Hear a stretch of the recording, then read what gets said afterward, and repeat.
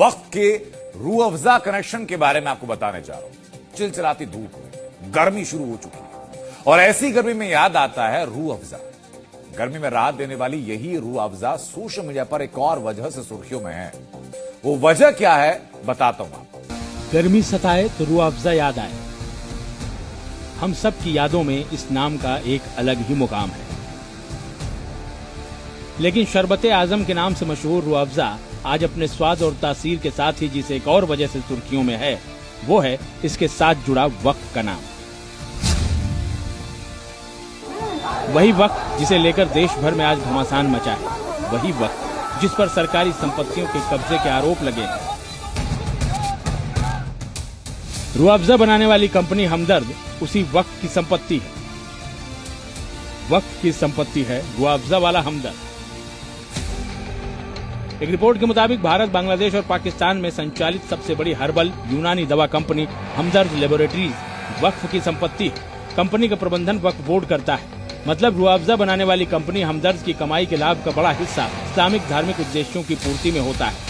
ऐसे में हमने हमदर्द और रूह अफ़ज़ा को लेकर आम लोगों से बातचीत की और ये जानने की कोशिश की कि रूह अफ़ज़ा के वक्फ से जुड़े होने की बात सामने आने के बाद वो इसे कैसे देखते हैं। जानकारी नहीं थी, मगर हम धोखे से पी लेते थे रूह अफ़ज़ा। अब मुसलमानों का नाम पता लगते ही लग रहा है इसमें, अब ज्यादा ध्यान नहीं दिया कभी, इसलिए वैसे भी नहीं पीऊंगी मैं तो। रूह अफ़ज़ा हमने बैन कर दिया, जबकि रोड पे भी हमें कहीं मिल जाता है, रूह अफ़ज़ा बट रहा होता है, देख लेते हैं रूह अफ़ज़ा है, तो हम सभी को भी नहीं पीते। जानकारी नहीं थी, पर अब मुझे जानकारी मिली है तो आज के बाद बिल्कुल 100 के 100% बिल्कुल नहीं पीऊंगा। हम पियेंगे नहीं।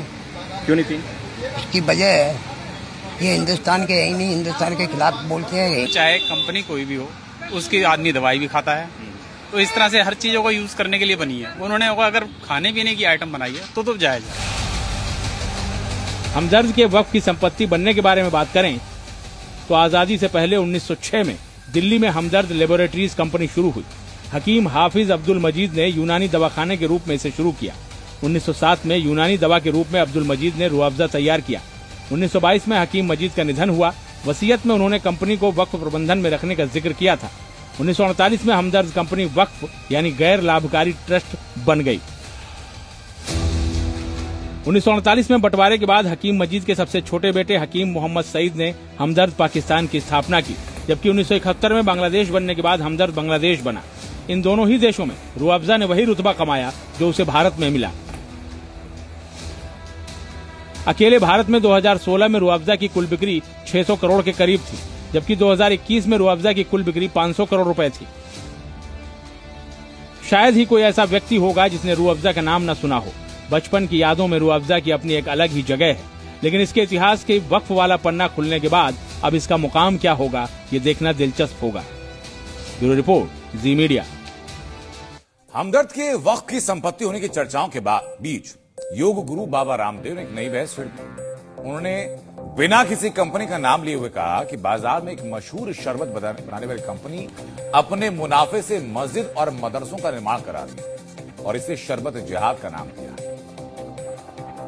शरबत के नाम पर एक कंपनी है जो शरबत तो देती है, लेकिन वो शरबत से जो पैसा मिलता है उससे मदरसे और मस्जिदें बनवाती। ठीक है, उनका मजहब है, लेकिन आप यदि वो शरबत पिएंगे तो मस्जिद और मदरसे बनेंगे। इसलिए मैं कहता हूँ ये शरबत जिहाद भी, जैसे लव जिहाद, वोट जिहाद चल रहा है ना, ऐसे शरबत जिहाद भी चल रहा है।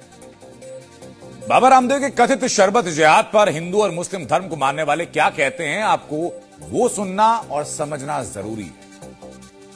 पूज्य संत बाबा रामदेव जी महाराज ने सही कहा है कि ऐसे हमदर्द